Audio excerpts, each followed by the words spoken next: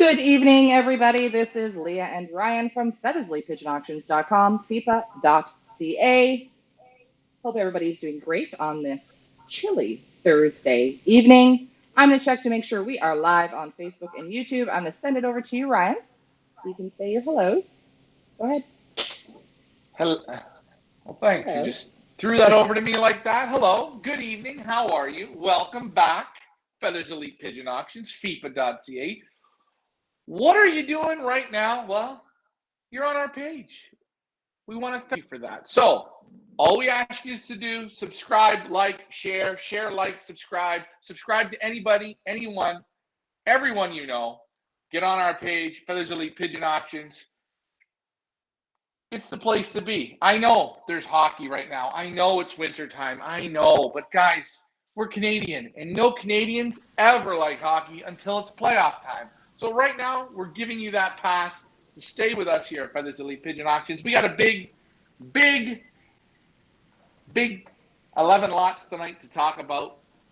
And I'm going to wait for Leah to get back on here with us. Make sure she's with us before we unleash these 11. Are you ready? I am here. We are live on Facebook and on YouTube. Hello to everybody. Derek Tavares is in the house. Ken LaBoy. Hello. Frank Eichhorn.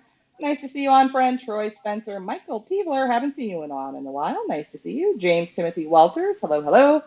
You guys know the drill. What are we doing this evening? This is a breeder question and answer with this week's featured breeder, one of the featured breeders from B&V Lofts, Bill Vulgaris, which we will bring him on here in a second.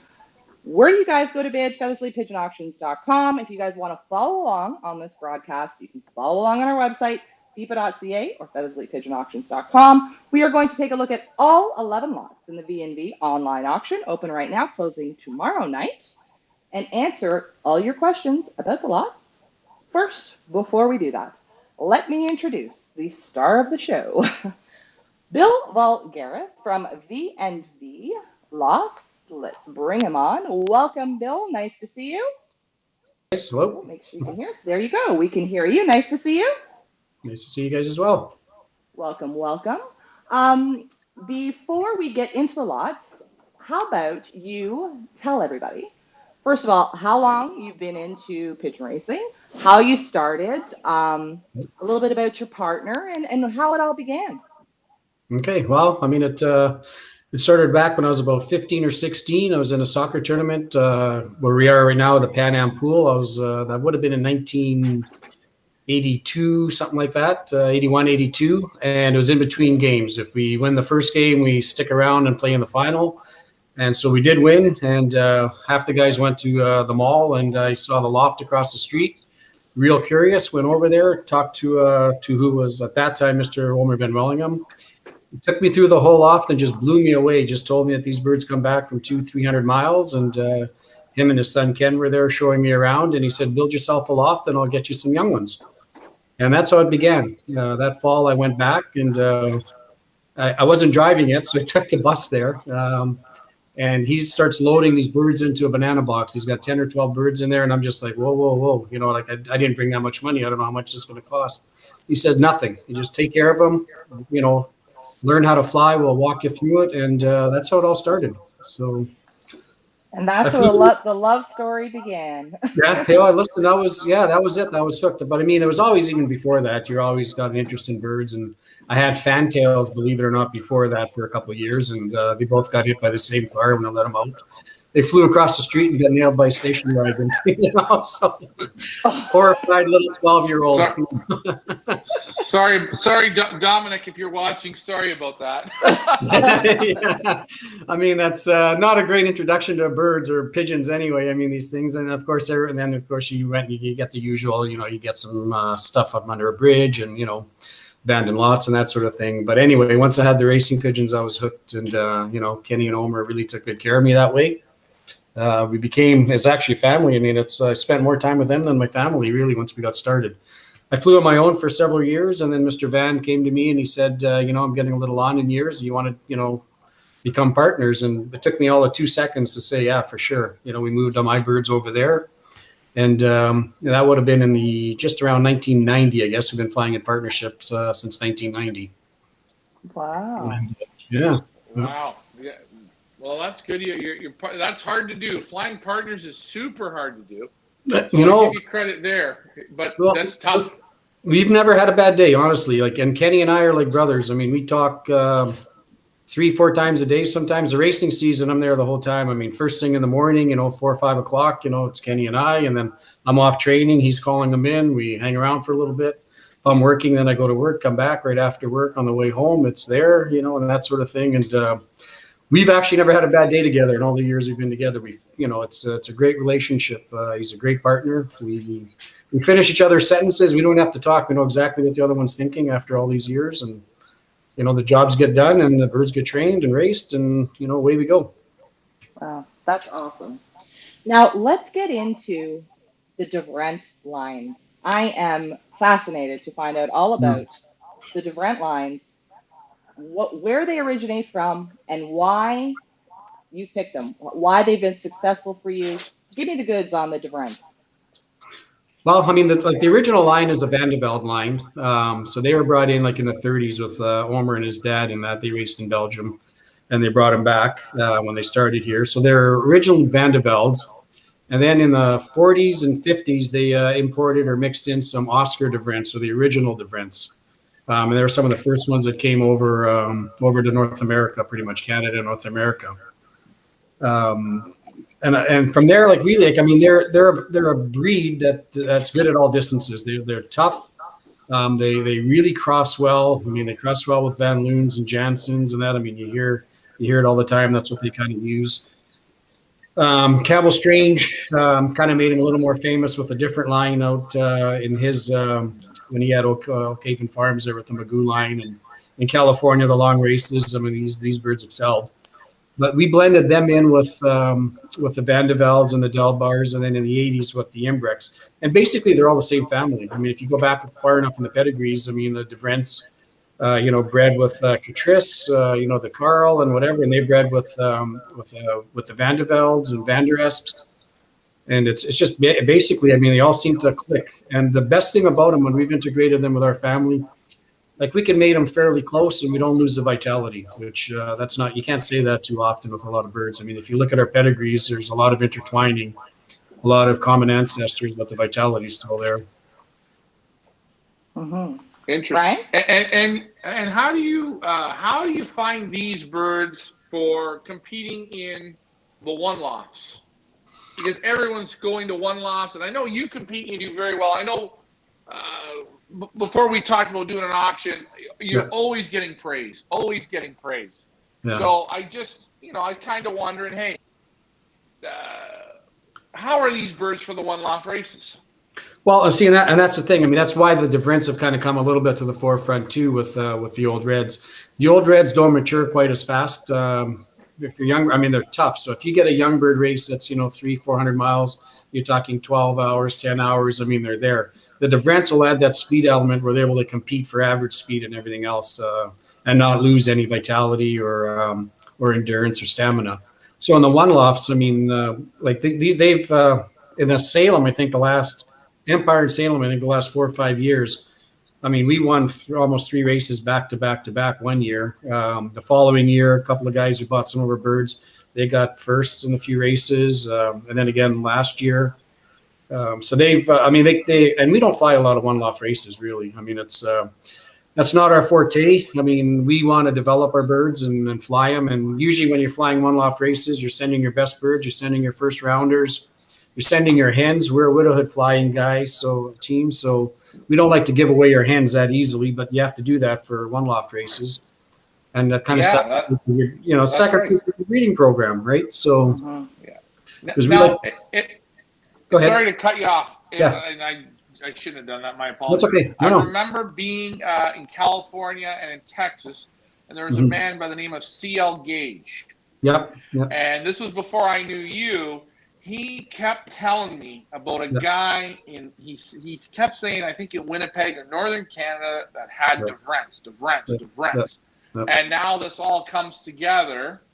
Yep. It came together a couple of years ago, but you know what I'm saying? And he swore by your birds. He said, this guy's got the best birds. And he was talking about you guys. So the Omer's birds, the Van Wellingham's. Yeah. Yeah, they were, Yeah, they're and I mean, and listen, like they've like in California, like I 2006, I think it was the two longest races in California. It was a 500 and a 560.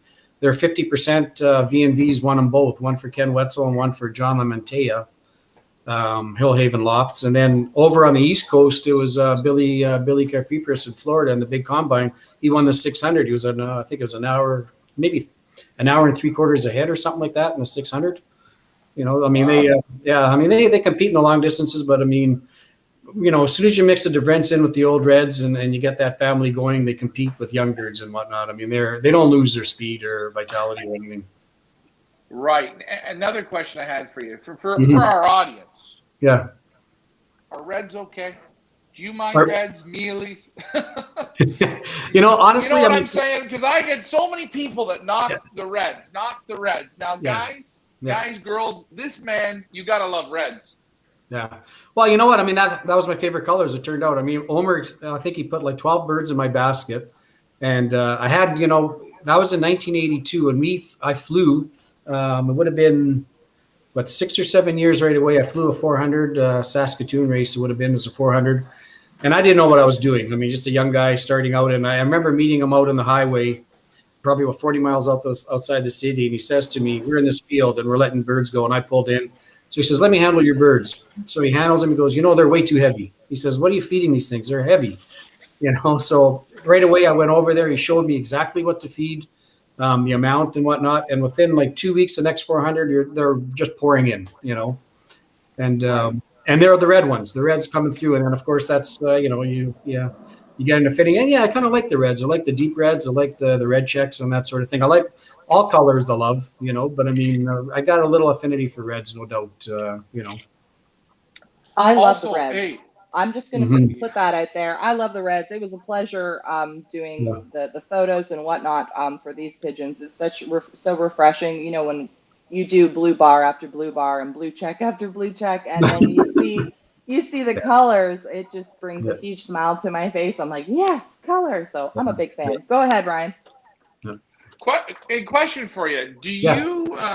Do you and your partner, do you guys use eye sign? Because I always ask, people always ask her, you know, Dave Ottaway, he's a heavy eye sign guy. This guy's a heavy eye sign guy. That guy. Are you into eye sign, or do you not use it? We don't follow it a lot. I mean, you know, but I'll say a caveat to it. I do look at it, obviously, but I don't look for like I don't look like speed lines, all that stuff. That's you know, that's hard for me to gauge. There's guys I know who probably do it well. Dave, probably one of the best in Canada, probably knows how to do it.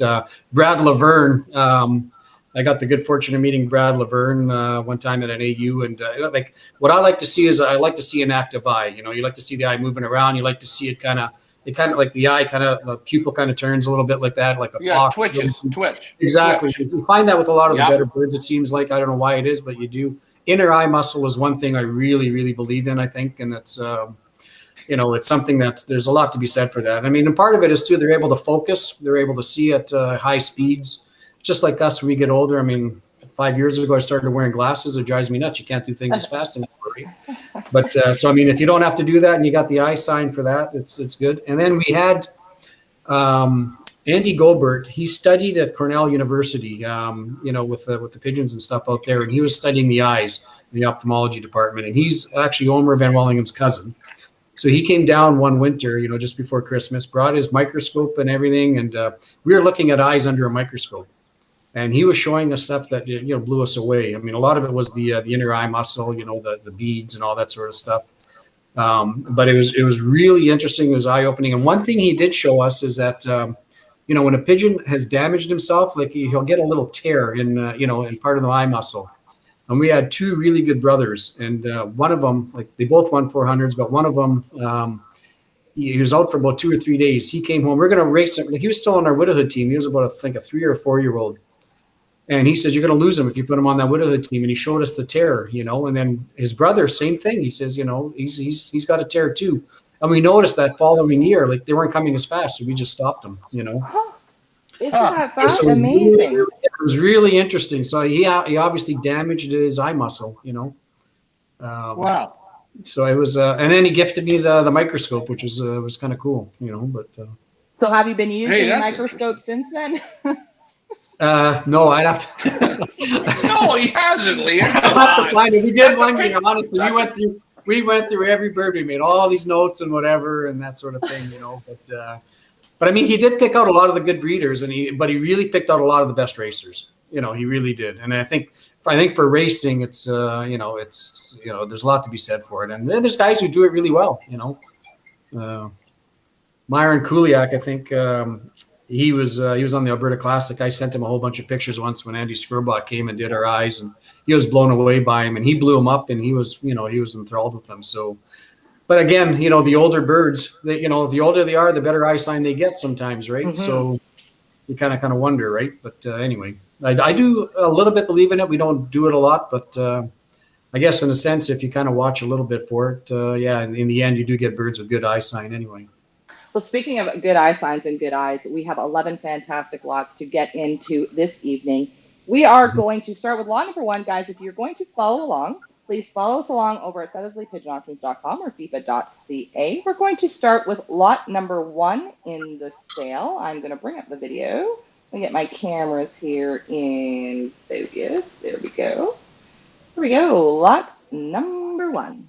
Lot number 1 in the V&V Lofts online auction. Open now for bidding. Fepa.Ca. Auction closes tomorrow night at 9 o'clock Eastern Time. We're going to start with lot number 1, a beautiful red checker cock, an original V&V Lofts, direct child of Super Racer the 1629, winner of 5 prizes, including 2 times equal first, as a yearling, 6 prizes, including second ace yearling, third ace middle distance, 4th at 300 miles, first ace long distance, 4th ace overall, 9th ace, also brother to V&V One Loft race winners.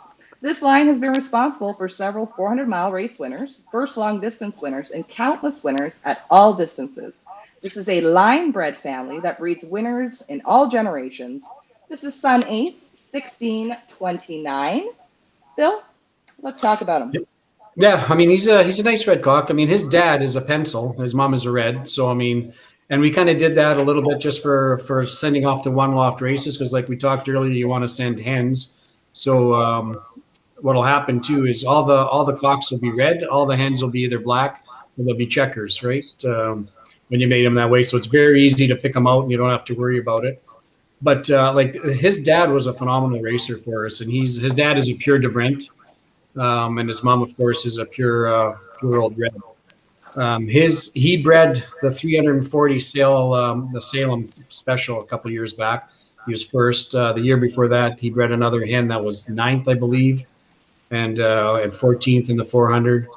But his also he bred his son, like 1629 son. So this guy's half brother bred the 400-mile winner that same year, 4th and 8th. So I mean, they just keep passing it on generation to generation.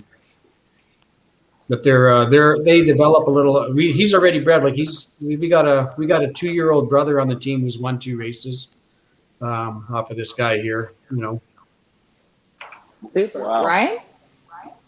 Well, hey, I was lucky enough when I pulled them out of the basket, and I seen I'm a sucker for reds at mealies and like that. They had good muscle. They have good cast. They're put together. They got that nice robustness to them. Sharp looking faces. Now the eye on this guy is not crazy, but it tweaks. The eye moves along. The wing is nice. The buoyancy is nice. I know you've sent us birds to race before. They feel right. They feel very athletic. They don't put a lot of weight on, but they hold their body real nice. And this guy is another one of those birds. It's the same way. Red checker. This bird, when he's a few years old, he's going to have those nice black flicks in him. That's right. And just a nice pigeon. I don't think you guys are going to go wrong. 1 finger keel to the vent. The vents are tucked up. It's 1 pintail. Feels like pigeon fingers. People were grading these pigeon with pigeon fingers. You guys have it, obviously, because every time I pull out birds out of a basket with your name on it, I like them. Yeah.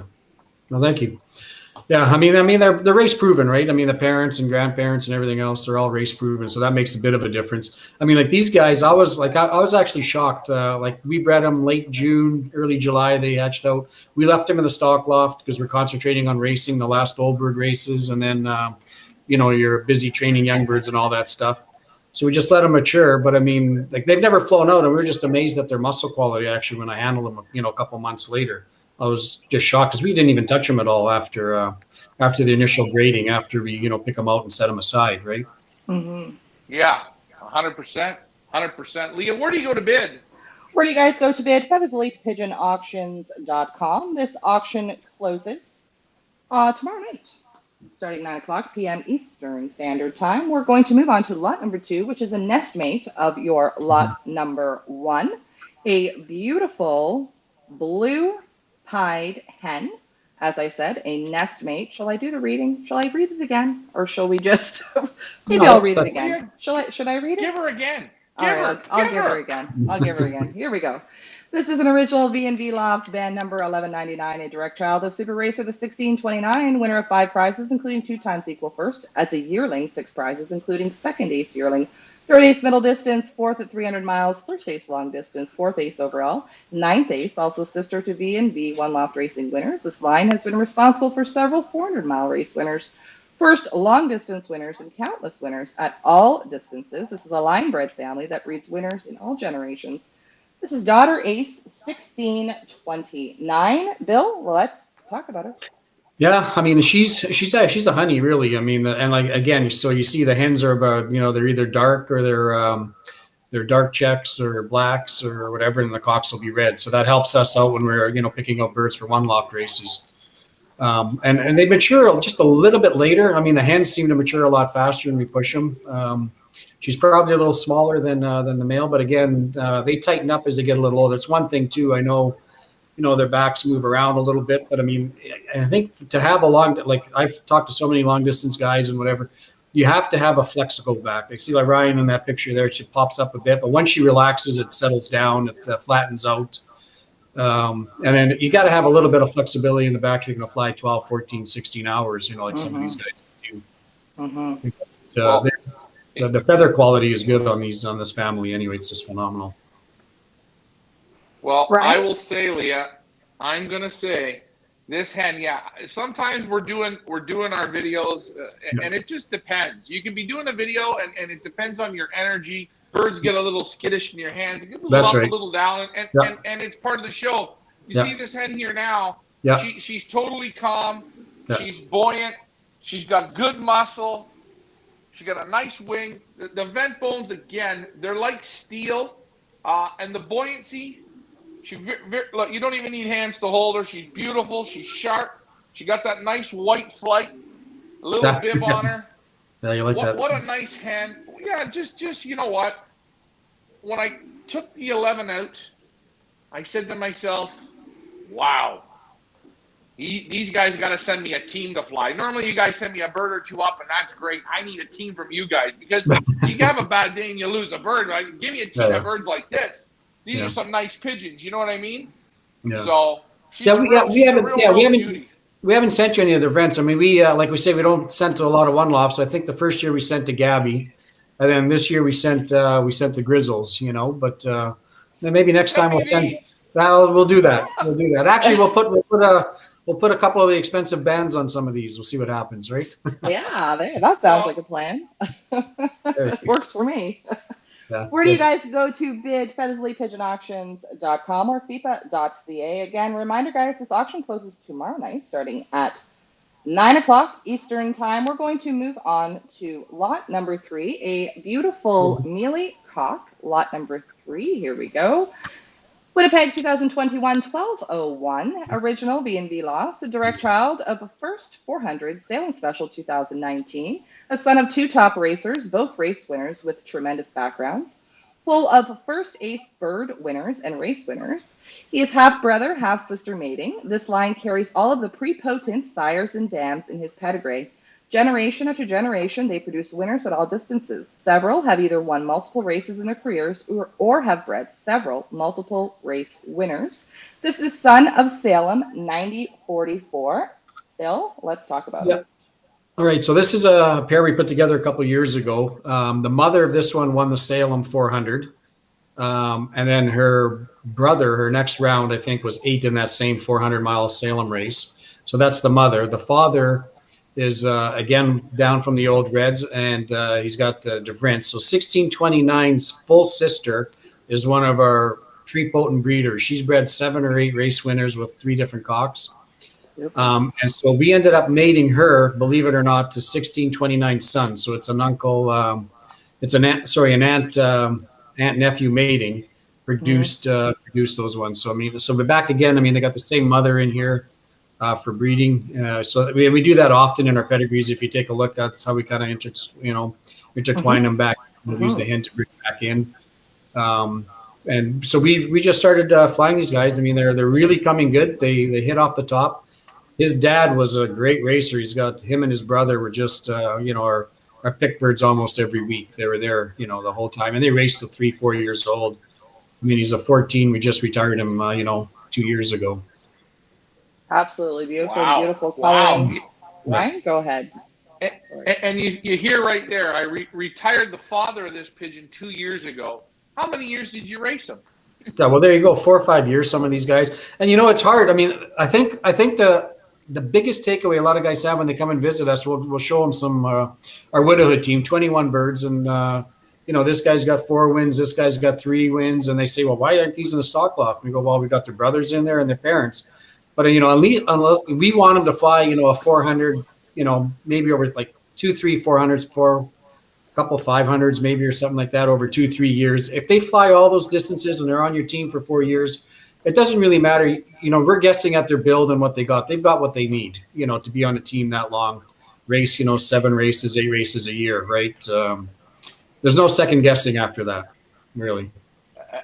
And that's what you're here, guys. If you're a new flyer, okay, you win a club race, you win a combine race. You did that once with the bird. You did that twice with the bird. It's okay. Fly them longer, test them, play with them, enjoy them. Because when you send them out, these birds have what it takes to win. Yeah. You're hearing right here, he's not stalking a bird after 1 year, after one race. He doesn't do it. He flies them. He lets the basket do the work. This cock is, again, he's beautiful. He's got that nice cast to him. He's one pintail. Back is like steel on him. The vents, I need a crowbar to pry him. And beautiful, beautiful wing. Nice step in it. Still got 3 flights to go. My one cat's choking in the background. We don't know why. But it's going to add to the show. That's okay. You still have 11 birds there then, or what? We still got we still got 11 birds, but I got a problem. We got 18 cats now. So, guys, bid with confidence on this pigeon. I just listened, and you see the grandmother's the same in here. You hear the birds work, and you want to know what? He's flying them, okay? These aren't one-loft birds. He told you, these are not one-loft birds. How do they do in one-loft races? Good. Why is that? Because it's quite simple. You make them work for you every year, every race, push them. And when you go to send to a one-loft race, no matter if the guy trains or doesn't, whatever he does, your birds, if you've worked them enough, they will show up in one-loft races. And you see it here in this one. This is a super pigeon. Whoever gets this guy is going to like him. I love him. I love the color on him. I like the size of him. I like the cast of him. And he's buoyant as hell. Leah, where do you go to bid? Where do you guys go to bid? feathersleeppigeonauctions.com or Fepa.Ca. Reminder, guys, this auction closes tomorrow night, 9 o'clock Eastern Standard Time. We're going to move on to the nestmate, to your lot number 3. Lot number 4, a beautiful mealy hen. This is a 2021 1202 original B&B Lofts, direct child of first 400 Salem Special One Loft Race 2019, a son of 2 top racers, both race winners with tremendous backgrounds, full of first ace bird winners and race winners. She is a half-brother, half-sister mating. This line carries all the prepotent sires and dams in her pedigree. Generation after generation, they produce winners at all distances. Several have either won multiple races in their careers or have bred several multiple race winners. This is daughter of Salem 9044. Bill, let's talk about her.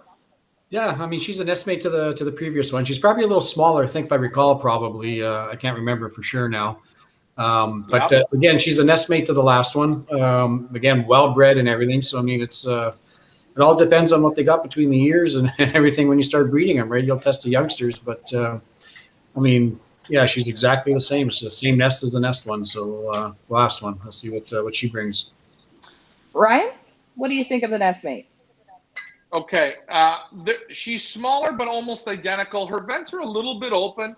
Yeah. Both the forearms on the birds they're not as tight, but this is more of, I think, of a distance arm in the pigeon. The feather quality, you always hear me say, you feel it, and it's like running your hands through a woman's hair that has real nice hair. You feel the softness.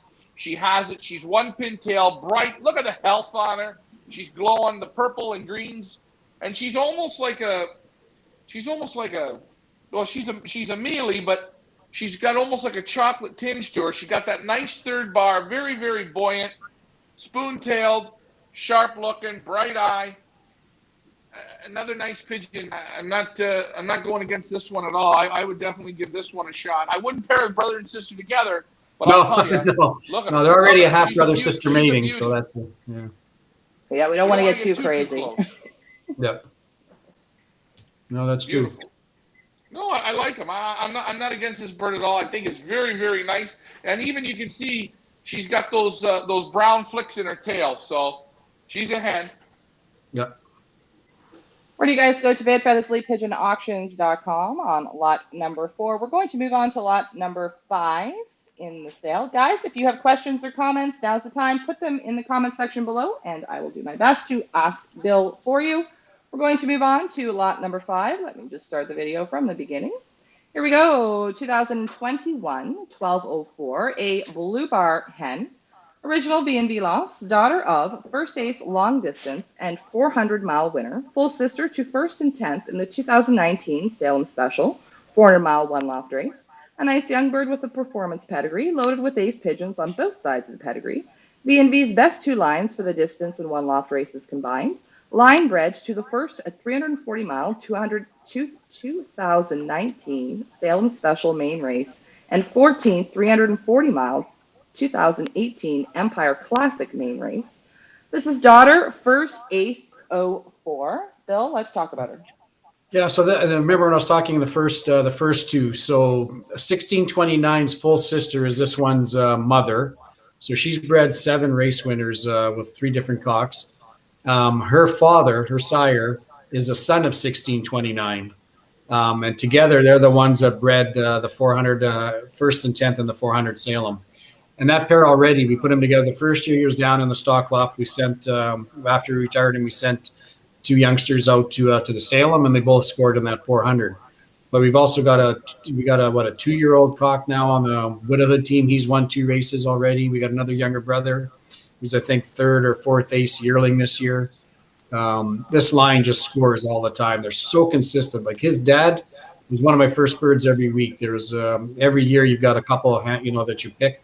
We nicknamed him Fatso because Ken, it used to drive Kenny crazy. I mean, the guy, he's not fat at all. His father's not fat, but he doesn't need a lot of food to keep his weight. He holds his weight through the whole season, and he would drive Ken nuts. He wouldn't come in if I'm late and I'm not there and he's calling him in. He's the last guy in. He's not hungry at all. But he's a phenomenal breeder, and I think this hen here. I mean, the pedigree is phenomenal. We're already racing youngsters off this pair in our loft. We got yearlings and stuff and 2-year-olds, and they're scoring at every distance right now. Beautiful. Brian, let's talk about where is lot number 5, and let's say what loft manager Richard did today, so nobody's worried where lot 5 went. Where is lot 5, Brian? Poor Ricky, he's here in the background. He's pulling. I told him. I said he was looking at the lots. I don't know, and he only was on one page. So in our auction, if you don't hit all pages, instead of knowing 11 birds, he thought there was 10. So he went into the loft, and again, he doesn't take the light with him, so he missed one. And he's not going to be fired. We're going to give him a raise and a promotion and keep him going. But she's at the loft. Hey, he did it with Dave Ottaway. Yeah. Good luck. He's done it yet here again today. You know what? Next week for the next week's sale, he'll be fine. But the week after, I'm sorry for whoever that'll be. Yeah. Well, it's easy to do. Most of them are reds. That's the only blue, right? So. Usually it's because most of them are blues that we miss one. Now it's because most of them are reds that we miss one. Anyway, we'll get it right eventually. Carlos, nice to see you on. He has a question for you, Bill. He says, "Hi, I'm a bit late to join. If asked earlier, please ignore. Question, Bill, do you have feedback regarding how these birds do in Southern Ontario, especially in the up north combine course? Thanks." Yeah, I get a lot of feedback. Some guys, believe it or not, don't want their names published, but they're all over Southern Ontario. There's I'd say there's probably about 7 or 8 lofts that are flying them, Hmm. um, and they're prominent lofts. Hmm. Brian, I know you And know as well that Yep. there are quite a few around here that do fly the B&B yeah, birds, yeah, right? yeah, I've flown these birds, and I'm telling you, I've sampled 3 birds maybe. I've played with their birds, about 3 or 4 of their birds in total. I've put them in the money a few times, not big wins, but I've put them in the money. The birds are there. Again, we had a killer race from Mont Laurier this year. That silver was, I liked them. I thought the bird had it, but hey, it went to Mont Oh, Laurier and it didn't Shiana, come you're back from talking about. there. Yeah. Shiana, yeah. Shiana. Yeah, Yeah, Shanna, yeah. that was right. Yeah. Well, hey, listen, and Uh, she was 24 days old when I sent her to you. I forgot to send you a bird, and I just picked her hey, out of the box. I will say that, and that bird had to do the auction. It was our last auction bird Yeah, left. yeah, The bird, it was sent to me. You said, hey, this is a real young one. I said, hey, I gotta have one of your birds in the sale. You brought it. We put it in. It was super young. It never took a backward step. The only thing that nailed it was Mont Laurier. But going up to there, the bird yeah, was good. It was consistent, and I knew in my heart of hearts, I yeah, wasn't gonna see this bird really before anything after 250 miles. yeah. That's when I was gonna start to see the bird. Yeah. And she did score, but we lost her. So, Well, Tony, if you're asking me, I think you're going to see these birds when you go past Englehart. You go Matheson, Englehart, Smooth Rock Falls, and you fly Old Birds. You're going to see these birds in the distance, no problem. They're nice birds because they have the buoyancy. yeah. And I mean, if some of these guys are on, I mean, they can pretty much come on and say it. I don't want to say it to them. I mean, I respect the breeders who buy for me. I mean, it's funny. They say, they like to keep secrets. That's fine. I mean, that's Hmm. everybody's got I their, know. that's so it's the pigeon world, right? I mean, especially when you're getting homegrown birds instead of bringing stuff in. But no, I mean, they're all over the place. And I mean, we even sent birds to the Oshawa Gold Band races and stuff, and they've scored there. So that's Yeah. yeah. Speaking, Again, but you sorry, go Ryan, ahead. I just wanted to say, speaking of Shiana, we have one of her biggest fans on the line here now, our good friend Tracy. She is a huge fan of you and of Shiana. Bill, she won, Tracy, big money this past season, and I think it was like the Sprint Series or the Pickford Series, or I can't remember, but Yeah, I remember Tracy, watching that. Yeah, yeah, she did she well. won like I think over two or 3,000, a lot, quite a bit of money. So Good she's a for big her. fan of you and of Yeah, well, no, Shiana. that's good. Yeah, well, Mount Laurier was a tough one. I mean, that's and young birds. I mean, that just happens. You're going to get that, right? I mean, and the problem with young birds is they don't have enough time to get back. I mean, once they're off course and they're down deep and they got to fight it to Hmm. get back up, they got 2 or 3 days to Yeah. beat them, and that's it. You know. Yeah, that's right. They don't have the experience and they make a Yep. mistake. And I mean, we had them pretty hopped up, and then we had birds that were reported about 300 miles south of us down in Pennsylvania. Once you get down there with the Amish, you're not Yeah. coming back because why would you? The cobbler's good. The cobbler's good down there. That's right. Yeah, yeah. Well, you Uh, look, you Go figure it ahead. out, right? Troy has a question. Ryan, was that the pigeon that we thought was too young and would not make it? Was Shiana the one that everybody was like, "Oh, she's too young"? I can't Uh, remember if it was that one or if there was no, another one. no, it was another one. It wasn't that one. Because you came at I think Troy, you came at the beginning. No, this was right at the end. We didn't talk about this one, but this bird, when it came even out of the basket, it never acted dumpy for a day. It didn't take a backward step. You put it in the section. Oh, that night at feeding, oh, it's eating. Oh, look, it went up and had a drink. Well, Oh, look, it's halfway up in the perches. No, you didn't have to go, okay, here we Babysit. go, soft kitty, well, let's baby it. No. It was just, and then you kind of forgot about it. You know what I mean? Because the well. bird just picked I'll up. be I'll be honest. I'll tell you what I was worried about. She was in the box. I took her really right out of the nest, and we always have pots in the nest. We give them peas, a little bit of mile, a little bit of safflower. There was some brewery yeast on there, and they'll pick at that, right? But I'm thinking, geez, she's going to that loft. The first couple feeds, she's going to get thrown in there. It's going to be nothing but reindeer corn. She's not even going to know what the heck that is. I figured, my God, it's going to go. So I was watching the video, just watching and waiting. Okay, is she going to pick this up or not? And she picked it up right away. I mean, it didn't phase her. So I was kind of impressed that way. Yeah, You she know, picks it up. maybe we baby him on our end a little bit too much. Then who knows, right? So Neil Gonzalez, nice to see you on. He says yeah, VNV have sent birds to Trinidad that are doing very well. That's yeah, yeah. awesome. Yeah, they want him there because these guys will fly across the water. They won't quit. Roger Gibbons was in the Pan American Games. Would have been in 1967, so before my time, and he visited Omer and brought back some birds, and then he did phenomenal with them. I mean, they were crossing the ocean there and whatnot, flying over the water. So he called us up a few years ago, and 2 years in a row we shipped some out to the guys in Trinidad there. Super. All right, Mhm. we're going to move on. Where do you guys go to bid? FeathersLeePigeonAuctions.com. We're going to move on to your lot number 6 in the B&B online auction. Lot number 6, a beautiful red hen. 2021 1205, an original B&B Lofts, direct child of 3 times first ace overall, middle, and yearling. A well-bred young bird that combines the top Durant lines with V&V's old red lines. Check out the pedigree and follow the sire's line on the top side, coupled with the dam's lines. The sire, the 6099, has already shown that he carries the genes of his great ancestors. Combining both lines, V&V intersperses together to breed the long-distance winners and ace birds. This is daughter ace 99.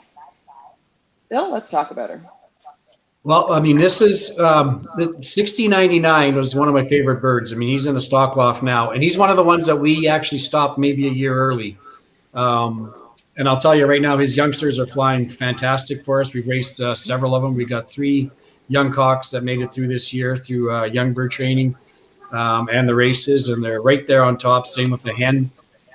They don't miss, honestly. Like these guys, like his dad, I'll give you just a little bit of a background. I mean, I don't believe in equal first, putting equal first on a pedigree and whatnot. But the only time I do, like you get 10 on a drop equal first, that doesn't mean anything, But you get 2 or 3 on a drop every week, and they're first, and they're 5 minutes ahead, or 6 or 8 minutes ahead. That to me is an equal first, and they're in with they're ahead of everybody else by 5-6 minutes, and we got 2 holes for them to go through, so the first 2 are a second apart. His dad's 9 times equal first. I call him a gentleman because he always lets everybody else go in ahead of him. He's got 3 outright wins. He's 9 times equal first. He has won first ace pigeon in every single distance in our club. Short, middle, long, longer, short distance. He's got it all. I mean, ace overall. He should have won a 400 too, but he got beat out by a couple of birds that are fathers that are in this auction here. He came first. These 2 guys are out in front by about, I think, 10 minutes or so in a 400, and they're 1 second apart. So to me, that's an equal first too. I mean, that's. But I mean, his dad is probably one of the most intelligent birds we have. This guy's same perch as a youngster he had. We moved him over into a yearling coop. He never changed his perch. Same with Stockloft now that he's retired. He's in the same perch all the time. He's always watching you. And he's going to be a phenomenal breeder. Like he's only been in the Stockloft 2 years, and we've already got 3 on our team off him. Brian? Hey, I don't have to say much about this one. Buoyant, good muscles. The feather, again, so silky. The forearm is nice. 1 pin tail. The back is tight. Good muscles. Vents are nice. And it's a dark red, man. I'll tell you, she's dark, but beautiful. If you're looking for performance with these reds and mealies, it's right here. It is. It's right. You don't have to look any further. You're not hearing this bird did well in the show. You're not hearing this bird's father came home from 300 miles. You didn't hear any of that. You're hearing the performance. Yeah. So, yeah.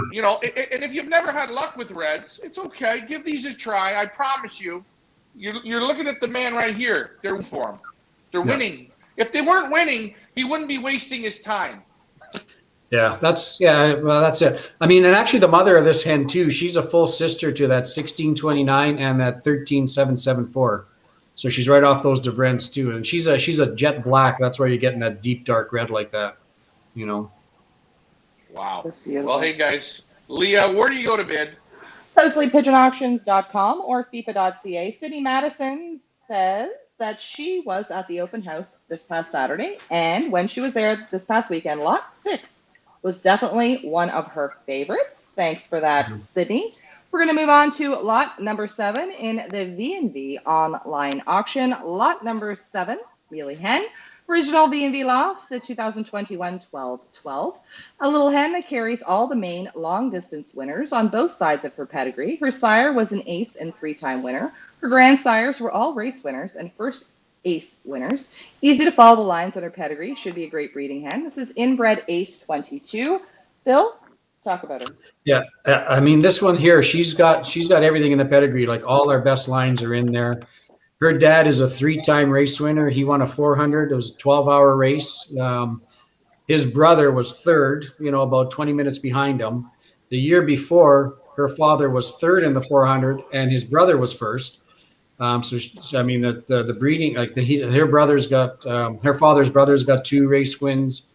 He's got 3 race wins. His dad's an ace long distance and a 400-mile winner. He comes right down from ace long distance and 400-mile winners right through the line. And it's she's got it all. I think this little hen here has got it all. She's a nice hen.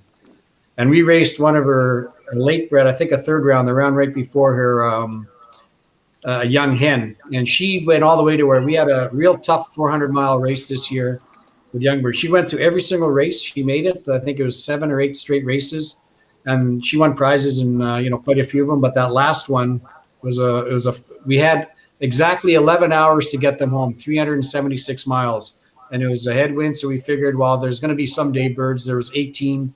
She was one of them. We had 12 out of the 18 day birds.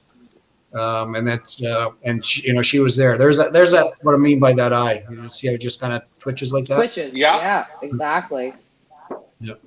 Ryan, let's talk about lot number 7. I know it's somebody by the name of LMR's favorite in the sale, but what do you think? We picked her. This is the right one. This is listen. If I had to break the piggy bank and I got to take one, I'm going to go with this one for sure. The way that it's bred. The amount of inbreeding, the amount of muscle, even the good coloring in the eye, the twitch of the eye, the forearm, the soft feather, the muscles, the keel to the vent. The vents, the only maybe just a little bit open, those vents. But she's got everything else. She's sexy looking. She's got a light 3rd bar on her. I told you, Loft Manager Richard and myself already said it. This is the one of the sale. This is the one. This is my pick of the picks of the picks. This one you're not going to go wrong with. She's a beauty. She's a 12. Look at how sharp she looks. Oh man, she's already saying she's going to breed something special. Yeah. Lot number 7. Go ahead, Bill. No, she's a nice hen. I like her as well. Yeah. Awesome. We have a question. Hang on to her for 1 second, Ryan. We have a question from Carlos. If you wanted to cross these birds out, what kind of pigeons should one be looking for if you want to cross them out? All the feedback we get, a lot of them are crossing really well with the Van Loons. There's a lot of Van Loons that are out there. They're crossing super. Like we get so much feedback from guys crossing with Van Loons. They're crossed fantastic with Jansons, for those Janson based. I don't know if they cross as well with Gabbies. We've tried them. We've got really, really good Gabbies, and I don't think they cross quite as well. I mean, I shouldn't say that they don't cross well. It's just what we look for in a bird. I mean, it's hit and miss. We don't want one you're going to breed one good one every 2 years, or, you breed 5 and one's a decent one or two's a decent one. That's not for us. I mean, you got to have 3 or 4 that are there. But I mean, I think the Van Loons, the Jansons, what else? Pretty much, well, actually, Bernie's Gruchins. I mean, I've just been blown away by how well he does with the Gruchins and a Hubin-based family too. Like we had Hubins for a few years, and we crossed them in with Hubins, and they were really, really good. And I believe the Gruchins have some Hubins in them, so they seem to do well with those. They've crossed well with the Joe's Tones for guys out there who have the Tones. The more of the Barcelona lines that they have, they cross really good with. What else? These birds here, I think, would cross on a little bit better from what I'm hearing with the older strains of pigeons. They probably do real good with an Emil Denny's.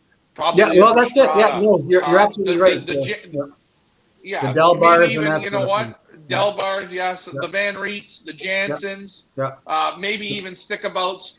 Yeah. Again, these are what people realize is you talk about, and I can use this even with Van Reet. They would go to the best guys, and they would trade the best birds to the best birds, That's and that's why these families all work together. Ryan. That's the old Belgian way. I mean, you get the Yeah, best hen off a champion, put it to your best bird. You're not ruining your line. You're adding to it. You're keeping the sire line going, and it's that's the way they do it. I mean, and the old when I look back at the old original stock birds Omer had, I mean, that's what they did. De Vrent had them from Catrice, who had them from Vandevelde, who had them from Van der Esp, and they're all the same. It's all the same. yeah, and that was it. And people didn't get that. There wasn't there. Yeah. They didn't. They would always lend the bird out. They make the hen lay the egg at your house, and they would take the hen back and the other. And it was the best of the best. And That's these right. old families, they seemed to mesh very, very well because, again, there was no money involved. And I think it was a lot of good faith. You know what I mean? Yeah, exactly. Yeah. James Timothy Walters is asking, what about crossing with the old time? He wrote SIO. Maybe he's thinking The science. Sions. Science? The Sions. Yeah. I mean, we had the Sions. They crossed all the Sions. And I'm trying to remember what's his name from Seagulls now. Well, Kenny Wetzel used to own Seagulls. And now, of course, what's his name has it? What's Seagull's name? Do you guys remember? Yeah. Anyway. Ed Menville? Pardon me? Ed Menville, that's right. Menville. He's got the blue-white flights there that he did really well with the Bontes that he crossed in with. They did phenomenal with them, I mean, and in California, they added that little extra speed to it. Because California, I mean, even though they're fast races, you've got to hit those valleys. You got to come through on the right valleys, and you got to be with that first punch. Otherwise, you're not doing anything. Troy, that's right. Sorry, Troy Spencer has a question. What about crossing them with the Muleymans? We haven't tried it. I know a couple guys in our club have tried it, but I honestly haven't tried it. So yeah, I mean, the thing is they do cross well because they're already kind of an inbred, line-bred family. So I mean, if you're adding in that hybrid vigor to get it, they got the vigor anyway. But if you're adding it to another family, you're just going to increase that vigor. But no, we haven't really tried it. We've had Muleymans. We kept them mostly with our Hubins and whatnot, our Muleymans. But Muleymans are a good long distance base too. A lot of people don't realize that, so they would cross in with them as well. Brian? I got nothing to say. These birds are the right ones. They're doing the winning. This bird has got excellent muscle. It's excellent overall. You feel the quality in all the 11 launch. You do. And it's nice to see a nice family. Again, I'll say it. We got back from the airport. My dad was there. We brought the birds in. He handed it to him. He says, now this is a family of pigeons. This is a family of pigeons. They're all cut from the same cloth. The same man is judging them. I go to the top lofts in Europe, and a lot of the time, it's this. They feel very much the same. There's no deep, then there's no skinny, then there's no vent bones open, then there's no, they're all the same. If their vent bones are open on one, they're open on them all. Or if they're deeper birds, they're all deeper birds. But you see here, it's you've cut them all the same way. Very, very nice family of pigeons. Buoyancy, good muscle, and you know what's super important on distance racing? You've got to have super feather quality. And these pigeons, without a doubt, they have it. They do. Yeah, without a doubt. And I mean, and that's the thing with the red. Sometimes the knock is, I'm going to have to plug in here. Give me a second. Yeah, sure. Yeah, no problem at all. Hey, Bill's playing what? in the meantime, where do you guys go to bid? FeatherslyPigeonAuctions.com or Fepa.Ca. Reminder, this auction closes tomorrow night starting at 9 o'clock Eastern time. So you have all of this evening and all of tomorrow to head on over to our website. Take a look at the lots. Take a look at the lot details. Take a look at the videos. Take a look at the photos, the write-ups that Bill took the time to do. I didn't do those write-ups. Bill did the write-ups. Some breeders, they want to do it, and he did it. So he's very vested into this auction and into his pigeons, and you can see it by the quality, not only in the write-ups and in the pedigrees, but in the pigeons. Just beautiful. Ryan, go ahead. If you go on, let's say, the Wind Companion, and I can use that one because it's kind of simple to go through. And you look at all the different races, and you look at the archives, and you look at wins, okay? and you go and you do the research, you'll see how many times reds, mealies, or grizzles are clocked in the finals or in the final 10 pigeons. They're always there. You got to have the good ones. These guys have the good ones, the right ones. Okay, but you go and do that research. Mike, if you're out there, go and take a look. Dig through it. Look at the information. And if you really look at it, the amount of reds, mealies, and grizzles that are sent to these races is nothing compared to blues and checkers. I'm telling you, I love the reds. I love the mealies. I think they're solid pigeons overall. I'm back. And Sorry. these, Yeah, that's okay. No problem. You think I would have got a these are little bit good. more of a warning? Well, Your hey, battery is at low least it and didn't then die click. on you. Hey? Yeah, it did. At least it didn't die on you. It did die. No. I'll tell you what, you touched on something though that I think a lot of people fail to realize, Ryan, and you said families. Families are so important in racing pigeons. I mean, you've got to develop them. You see a lot of guys, you see a lot of the newer guys, especially. I mean, they get a bird from here, a bird from there, a bird from whatever. They're just hit and miss trying it. You've got to stick to something. You got to develop a family, and you just got to work with them. So it doesn't matter what they are. There's a lot of good birds out there, but you got to create a family and work with that. And you know, I think another thing that new flyers miss is one weekend they're buying this, the next weekend they're buying that, and the birds they're getting, they don't complement each other. They're different sizes, they're different this way, they're different that way. Exactly. Instead of, you know, just slowing down a little bit and looking and at least comparing them up. Do you like a big bird? Do you like a small bird? What are you looking for? Exactly. You know? And that's what's nice here when I handle these birds. I feel there's a family. I feel like I'm in Belgium with these birds.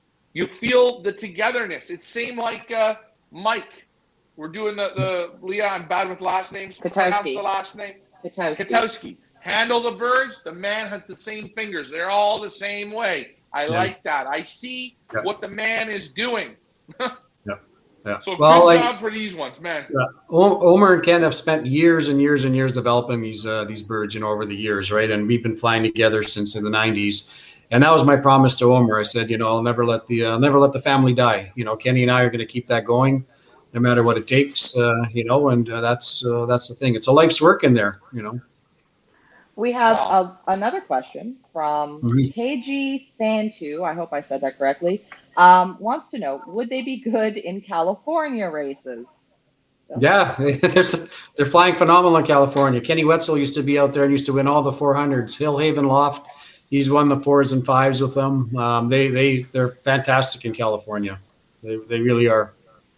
The heat, I mean, these guys don't put on a lot of weight. They're buoyant. The heat's not going to bother them at all. I mean, they can do the distance. You know, they can do the speed races. Kenny Wetzel was a great flyer out there, and he had I don't know how many AU champions that came down from these birds.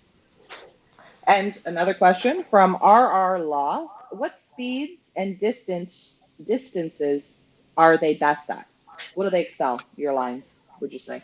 300s and up for sure. I mean, the way we grade our yearlings is if you get them in like our 300s here in Winnipeg, they're flying through the wilds of northwestern Ontario. They're not flying over grain fields or anything like that. There's nowhere for them to land. You know, I mean, it's lakes and whatever.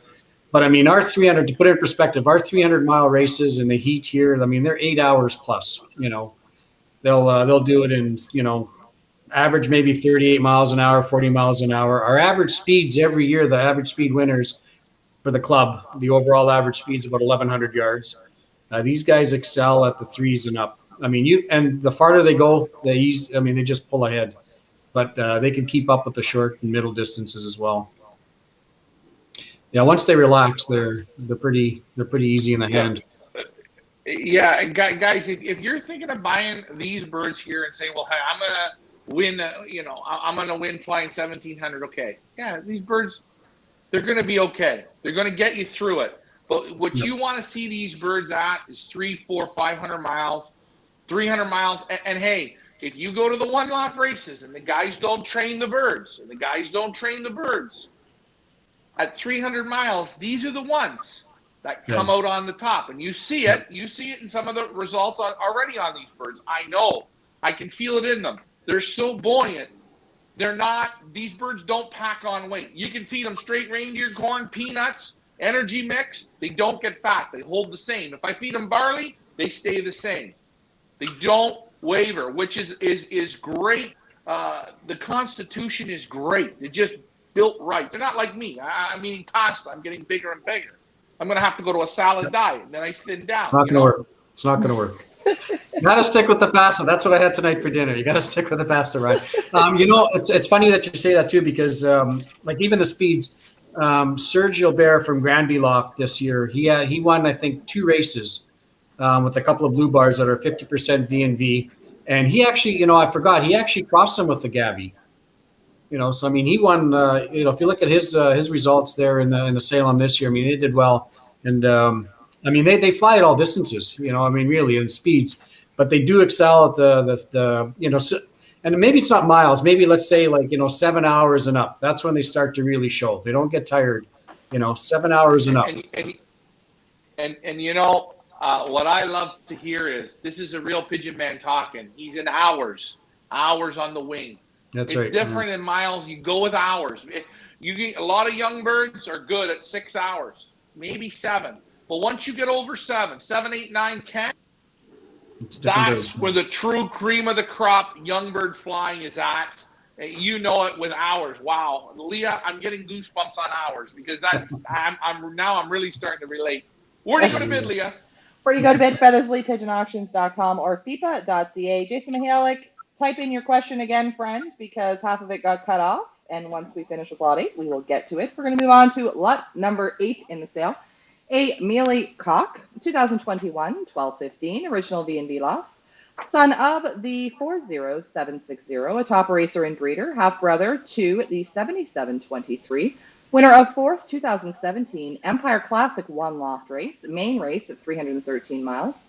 Full brother to the 6099, winner of 3 times first, 9 times equal first, first ace yearling, first ace middle distance, first ace longer distance, first ace overall, second ace long distance, second ace shorter long distance, third ace short distance, 16 times in the top 10, 9 times in the top 5, an incredible racer. This is son of Super Ace 760. Bill? Let's talk about him. Yeah, so here's a prime example of what I'm talking about. So his 6415, I think, is the great grandfather. He was a 2-time long distance ace. He bred a cock called 11826, who again was a long distance ace, 3 times right at the top. Like every year, he was the only bird in the club one year to win, I think, 9 prizes and 9 races, right through from short right through to the 500. And he's bred like all our long distance. Ryan's probably looking at the pedigree, how many have come down from 11826.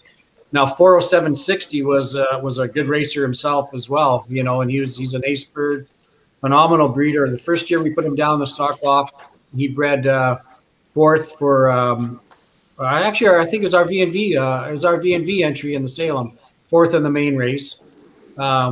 Then he bred another one the following year that did really, really well. Bernie kept that one. We with Weekend at Bernie's, he flew out of there, and it's bred him a whole bunch of really, really good birds. All the reds that are on Bernie's team are coming down from those as well.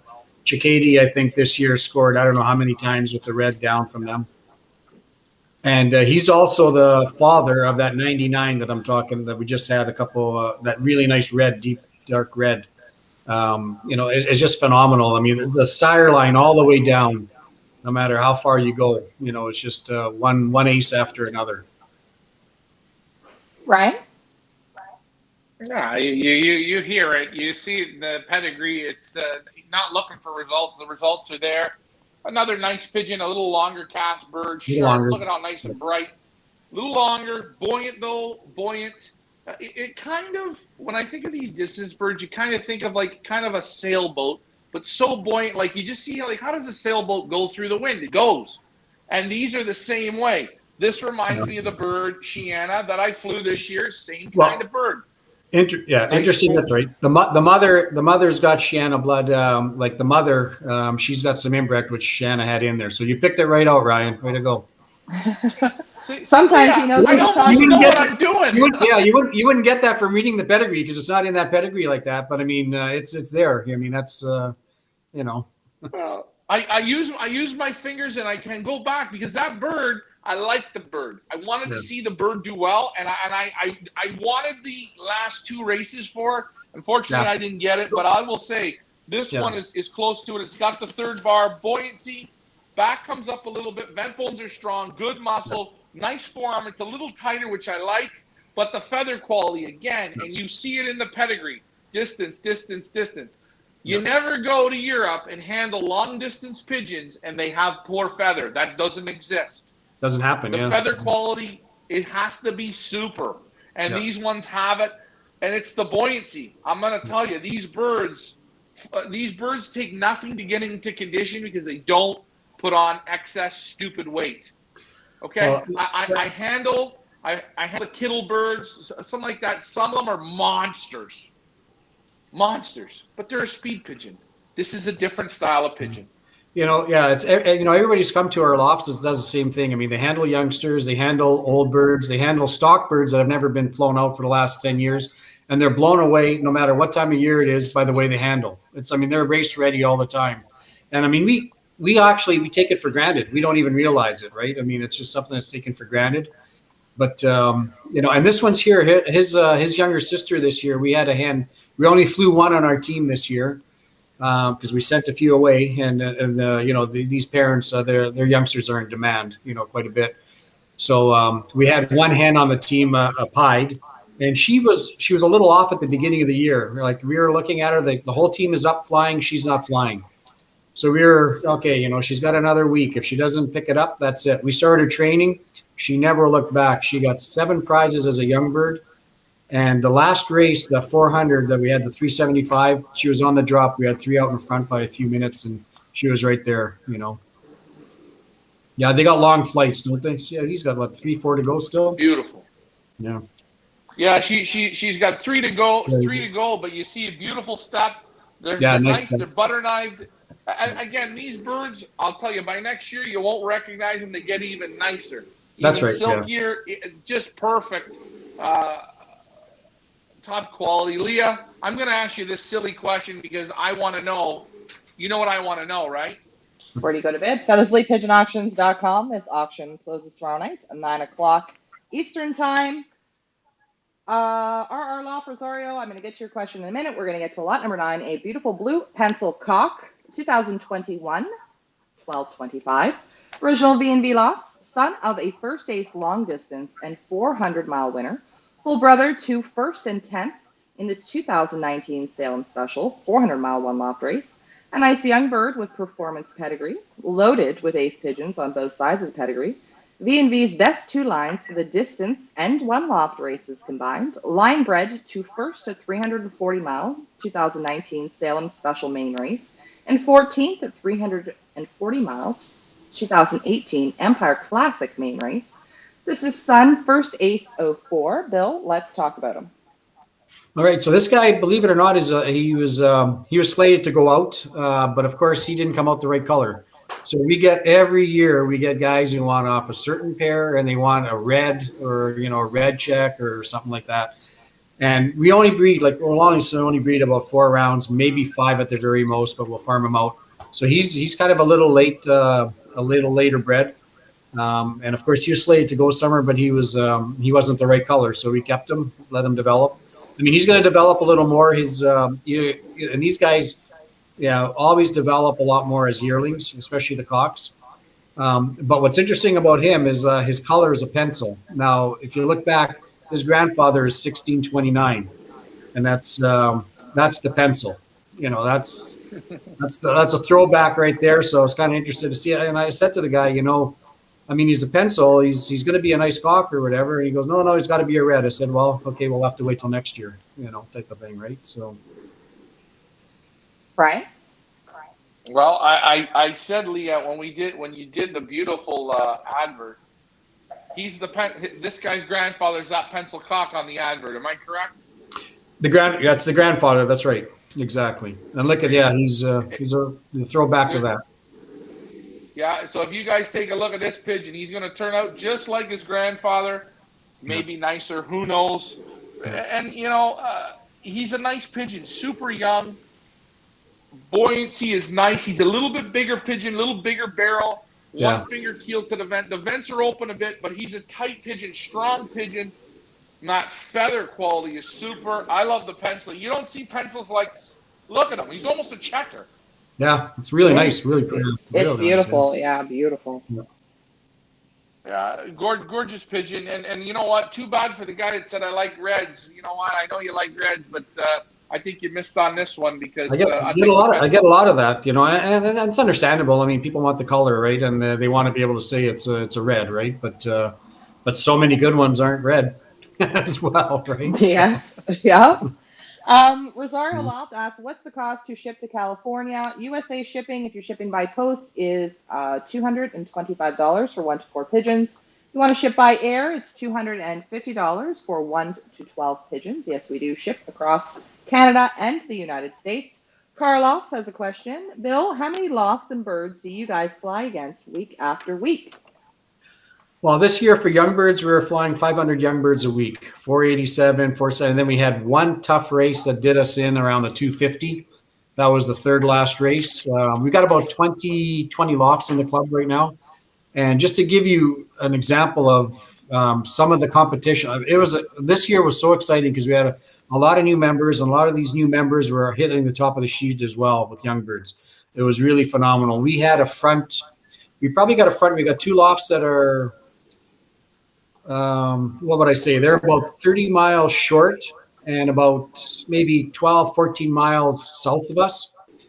And then we've got another 2 lofts that are probably about 10 miles north of us, and then one that's about 30 miles. So we've got quite a wide front, 20-something lofts. We had a south wind this year, and we were all terrified because, I mean, the wind was gusting to 50, 60 kilometers an hour. 200-mile young bird race. We had 480-something young birds in the race. The first 8 positions were separated by less than a minute, 8 different lofts. Wow. And everybody got almost everything home. It was phenomenal. The race was over in 20-something minutes. I mean, we've never seen that. I mean, the testament this year to everybody's birds being in shape was phenomenal. But you know, old birds, it's a little different. We probably got about 14 lofts, but these guys are all dialed in. And it ranges anywhere from 200 birds, give or take. You know, I mean, we fly double races, so we'll fly a short and a long every weekend. So we could fly a 200 and a 125. We'll fly a 250 and a 200. We'll fly a 400 and a 300. So guys can pick and choose, and that splits the birdage up, but at least allows you to race every week. You know. Mm-hmm. Oh, look, we have a friend. There she is. Alrighty then. Hey, I have a question. Yeah. Bill, how would this one right here, this guy here, this pencil cock, go to the 12-12? That's probably the best baiting to put together when you're looking at it, because I mean you're gonna bring back that DeVrent line back in there. Body wise, I think they'll probably complement each other. He's going to tighten up a lot more. Like a lot of these guys when they're a little bit younger and whatnot. And you got to realize these birds haven't been flown, so when you fly them, their muscles develop a little more. Everything tightens up a lot quicker. When you're not flying them and they're they're coming out of a stock loft or something, as soon as they're yearlings, you'll see the difference right away. And a lot of guys will say, well, I got them, they felt a little deeper or whatever, but the next year you can't even tell. I mean, they're a completely different pigeon once they molt through in that. There you go. Yeah, see, he just calms down. He's calm. He's calm. You know what? He's very sensitive. They're all sensitive. They feel your fingertips move, your excitement.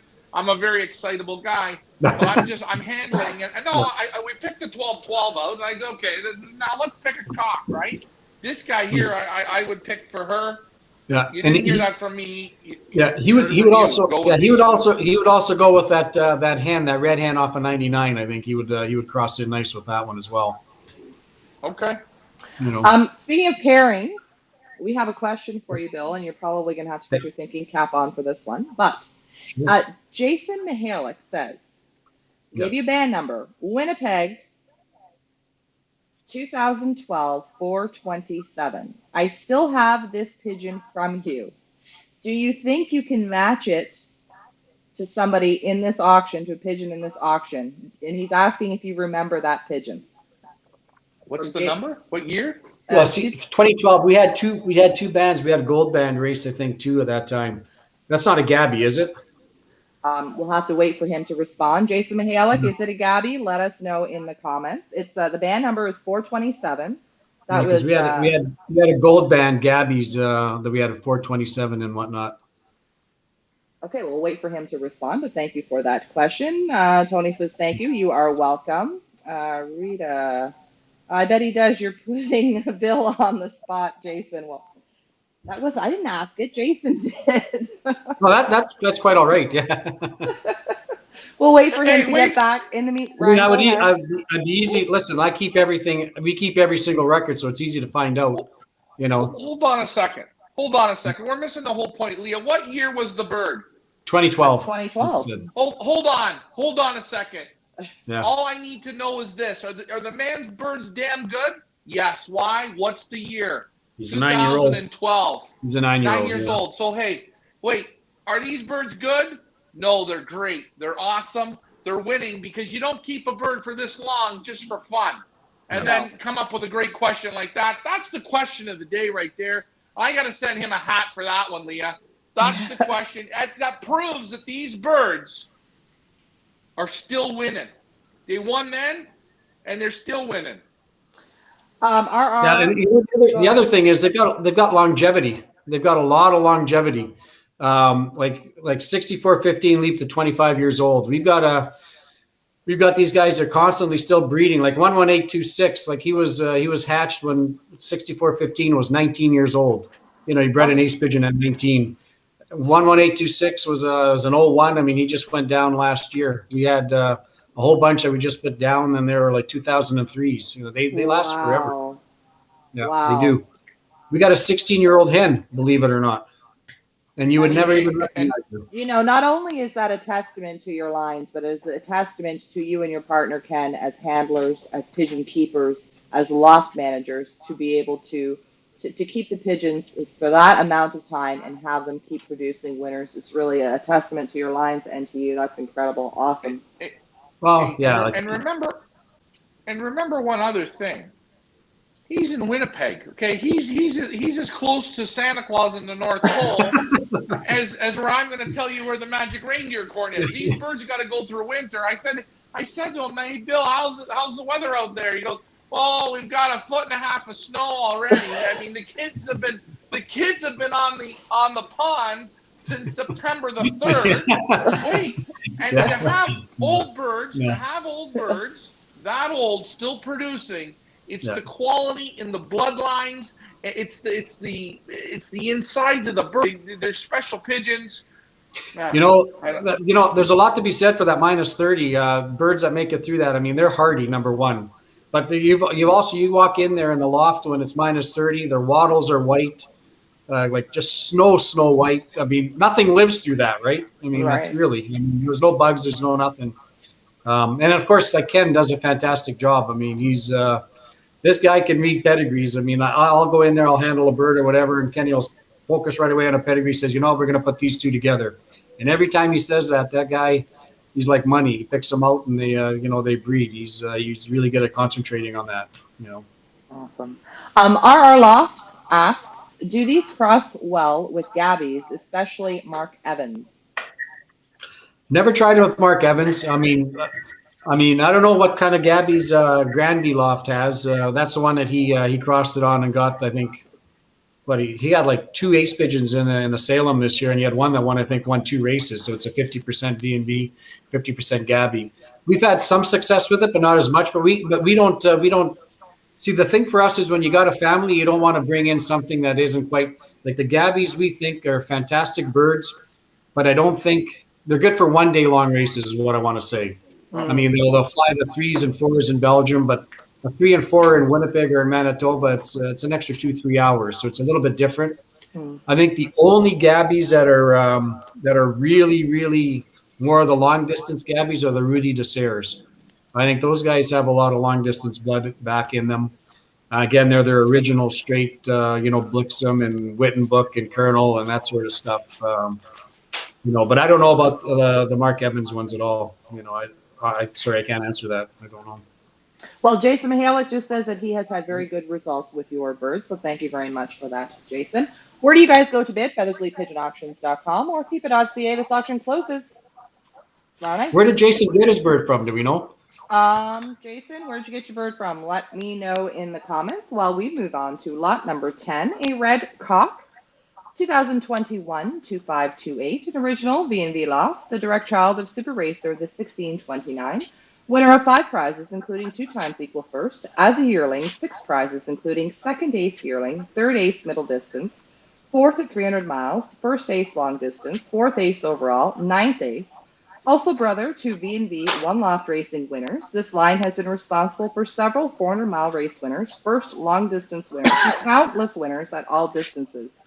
This is a line-bred family that breeds winners in all generations. This is son first ace 1629. Bill, let's talk about him. So he's the next round after the first 2 that we had. So lot 1 and 2. So he's a full round younger. So he's at a full 30 days, pretty much younger. Again, he's off that top pair there. But again, he's a little bit younger, so he's going to take a little more time to mature. I think he did catch up quite a bit from what I recall. And I recall his muscle was for being a lot younger. He had the goods already. Yeah, super nice pigeon, Leah. Again, buoyancy has the nice length, spoon tail, sharp looking. Buoyancy is nice. The wing is beautiful on the bird. You see it better in that video up there. I'm on a kind of a screwed up angle here tonight, which I got to get that adjusted for future shows. But you see when I'm handling that pigeon, it's right. It's tight in your hands. He's sharp looking. He's buoyancy. He's got it all. But he got that nice length. And it's come to me now. Do you? I was down in San Diego for a few years, and there was a guy that won a lot of money out of there named Barry Vinn. Barry Vinn, I've heard of him, but yeah, I've heard of him. I believe he has the same bloodlines as these. I don't know if he got them from Campbell Street. I mean, maybe not identical. The Magoo lines way back when. That's right. Yeah. Yeah, that's right. And I put them in my hands, and now I feel the same pigeons because I'm thinking to myself, I'm thinking San Diego. Who had those good reds? And it was Barry Vinn. Barry Vinn took so much money out of San Diego. He's the mayor of San Diego for a few years, and same style of pigeons. Yep. Leah, unbelievable. Speaking of the mayor, we've got one of the mayors of the pigeon world. Bernie Bedard is in the house and says, that guy is a superstar. I got his birds. He is my partner at Weekend at Bernie's. You have to get birds from this guy. I think we're talking about B&B Lofts here. You won't regret. This guy is not a bullshitter. He is honest. Congrats, Bill. You are the best. Thank you very much. Bernie? Thanks, Bernie. I mean, I'll tell you, he's the one who talked me into One Loft races. Really? Didn't have an appetite for going. Yeah, no, he I believe if I got the story right, Rick Brewer had bought a bird from us, and then Rick Brewer, I remember he went to Montana for a stint, and Bernie ended up getting a hold of a cock 13929, and it did really well for him. And I guess he had the pedigree. He gave me a call one winter. We got to talking, and he said I should enter the Empire. What was the Empire back then? I said, well, we don't really like to give away our birds and throw them away in One Loft races and that sort of stuff. He says, he's a very persistent guy, Bernie. So he did talk into it. And I think the very first year we went in with the team, we won a short race. I think we won the 190. Actually, a full sister to Shiana would have won that one. And then we ended up becoming partners in racing, and from there it's a history. I mean, his birds cross well, the Gruchins, and I think the Gruchins are actually a little bit of a Hubin base too. So, and we've had good success crossing it with Hubins. And I think the first guy to do it too was Steve Stevens out in Calgary. I think he tried that cross that worked really well. Yeah. Steve Stevens. Boy, that's a name from the past. Rita has a question. Hey. Bill, I heard you mention a bit ago you had a bird that started off not that well, but went on to compete very well. Are you a proponent of medication, or do you go natural loft immunity? Thank you. It's an excellent question. It's I guess that's the biggest thing going out there right now. I mean, we've got all the medication in the world. I mean, I think I bought some amoxicillin for myself and another guy a couple of years back from Ryan there, and we haven't even opened it. I mean, we don't. I mean, it's here for guys in the club that want it, but we don't medicate at all. We don't. We used to in the 80s. I'll be honest. In the 80s, we used to medicate quite a bit. That was the fad. You'd be on that. As soon as they come back from a race, they get like a triple dip. You get a little bit of everything in it and whatnot. But probably for the last 15 years, we haven't even touched medication at all. Not even before pairing up. I mean, we do vaccinate. That's one thing we do. And it convinced pretty much most of the guys in the club this year to vaccinate. And I think that's probably had a lot to do with the success of the club. And, nobody lost birds. Everybody's birds were healthy all year long. But no, we'll give them a chance. And birds, they're up and down. Sometimes you'll see a couple of birds that aren't doing too well in the middle of the season, so that's, maybe they're out for a week or two. And if they can't get back into it at the end of the season, then they're not on the team, unfortunately. But a lot of times all they need is a rest here and there, and they'll make it through. Primalac, we're a huge proponent of Primalac. It's in the water almost every day. The water, we also, because it's chlorinated, we let it sit out overnight. And it's always unchlorinated water. Garlic will go in the water. Pigeon Power, which is amino acid, and then vitamins with vitamin D. And that's basically it, honestly. And the guys don't believe it, but that's it. That's all we do. And I think you're better off for it. You don't get birds to live 9, 10, 12, 14 years and breed, if you're doing that. And you can always tell the guy who heavily medicates his yearlings and 2-year-olds and 3-year-olds, their feather quality is downhill. They start to show the wear. They start to, they feel it. They're missing eggs at, 5 years in the stock loft when they're 5 years old. But, Ooh, wow. That's painful in the ears. Go ahead, sorry. Ryan. I don't know how that happened. No. But you'll see, I think with even the more modern day race birds, especially Europe or what have you, they don't use a lot of meds, but they use the meds. And I think you're not seeing in these newer families of birds the longevity. That's you right. see them by 9 years old, they're done. They're done. That's and right. if you look at these birds, the parents are old, the grandparents are old, they're still producing. The odds of these birds still producing for you in 15 years, if you get a good one, it'll still be producing for you. You see that in families. Yeah. Yeah. Listen, in a one loft, it's completely different. I don't think you can get away with it. And I know guys that say, oh, yeah, you have to be natural and get that stuff. But I don't think you can get away with that in a one loft race. There's just no way. There's just too. Listen, anytime you bring a bird in, it's either your family is going to catch it or the family that you bring in or the birds you bring in are going to catch it, depending on which strain is stronger. Mm-hmm. And it takes a year or two to go through the loft and then everything comes back down. But if you're constantly bringing in birds and that, you're probably going to have to medicate them to get whatever it is before you incorporate them in anyway. But unless you just take a couple of years and bite, cross your fingers and, bite your lip and hope that, you make it through, right? But because one of the two families is going to get something, whatever strain they're carrying, whichever one has a stronger strain of whatever's coming in. Tracy has a question. This is all good info. She is Tracy has been taking a poll here, and she's going to ask you this same question. Bill, what do you use on your loft floor? Just curious. Wood, brick sand, dry litter, granules? Are you a scraper? What's the deal? Kenny and I are big scrapers, and only because I think we'll live to 95 doing it. There's something to be said about scraping a loft and having that arm above you as you're scraping, like a conductor, it's above you or whatever. But no, listen, there's nothing wrong with deep litter and everything.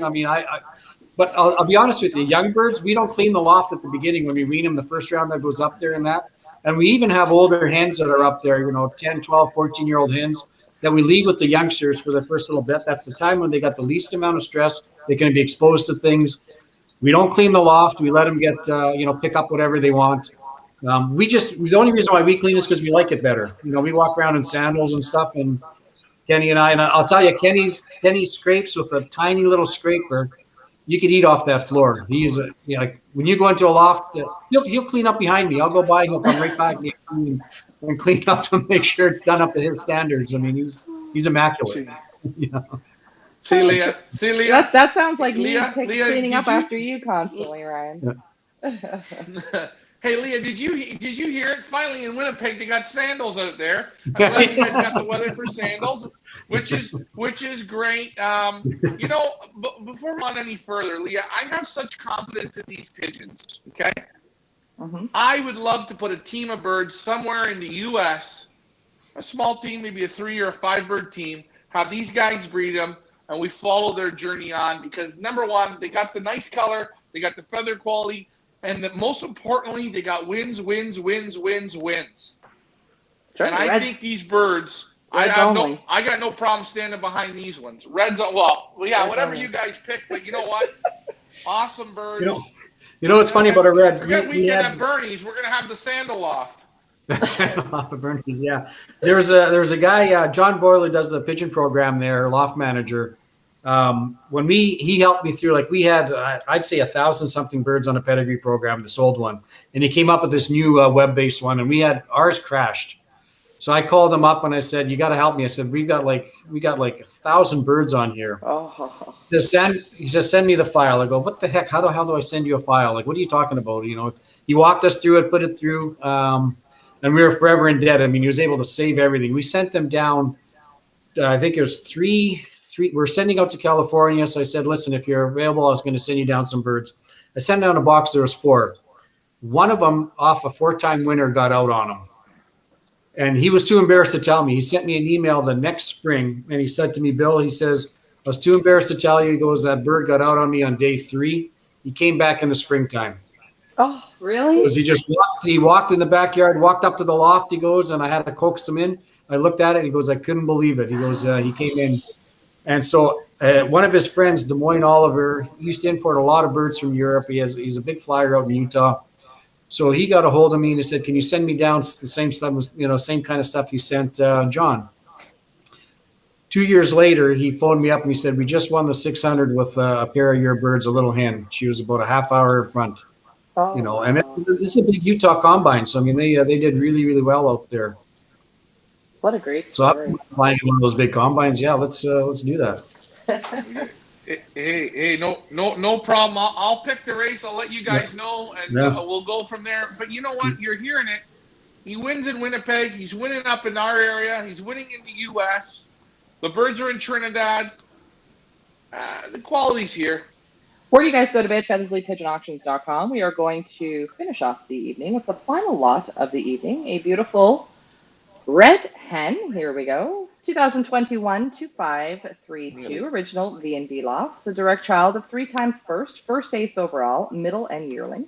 A well-bred young bird that combines the top different lines with V&B's old red lines. Check out the pedigree and follow the sire's line on the top side, coupled with the dam's line. The sire, the 6099, has already shown that he carries the genes of his great ancestors, combining both lines, V&B intersperses together, to breed the long-distance winners and ace birds. This is daughter Ace 99. Let's talk about lot number 11. Yeah, she's a sweetheart too, and she's off that cock again, that 6099, that deep red hen that Ryan had earlier. So that's a full round later. So she's really, really late.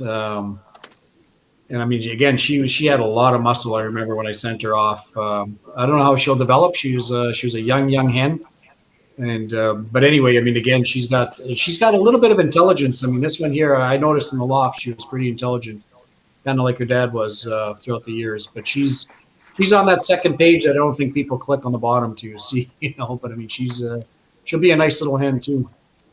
Yeah, make sure, guys, when you're on our site, you click like view all or view the entire page, because it only shows 10 at a time, and you have to make sure that you're seeing all the lots. Even though this is lot number 11, make sure you can go to You see can all. click, I think, to show 60 birds or something, can't you? On Yep. something like that. Yep. Ryan, let's talk about lot 11. Oh, she's a nice hen. She's buoyant again. Vent bones are right. One finger keel to the vent. She's sharp looking. She's got a nice look to her. Very intelligent. Here in the showroom, we got 17 cats. And this pigeon here, she just turns and looks, and she gives the look. Oh, she knows what's going on. Very intelligent, buoyant, feather quality's a 10. Again, a little bit of a third bar. As she gets older, it'll come in a little darker. Nice wing. But overall, you're not going to go wrong with this pigeon either. Take a look at her. She's a real beauty. Look, she's looking at herself in the camera. Yeah. She's used to it by now. Sweetheart. She'll turn into be a silver mealy. I think she'll really come in with that silvering. Yeah. Awesome. There we go. Where do you guys go to bid? FeathersLeePigeonAuctions.com. Remind you guys, this auction closes tomorrow night, 9 o'clock p.m. Eastern Standard Time. Anybody has any more questions, please put them in the comments. Bill, absolute pleasure to go through all these lots with you. I want to thank you and your partner, Ken, for sending such super quality to Feathers Elite Pigeon Auctions. It's our first auction that we have hosted for you guys, and I'm telling you, you did not disappoint. I know as soon as Ryan picked them up from the airport, he called me straight away because I always get the report when he picks them up and goes through them. And he said straight away, "Oh, they're supers. Oh, they're supers. Oh, they're supers." So I just want to Thank you. thank you guys so much for sending such quality to us. I want to thank you for your help in doing the pedigrees and the write-ups. Just an absolute pleasure. Guys, Yep.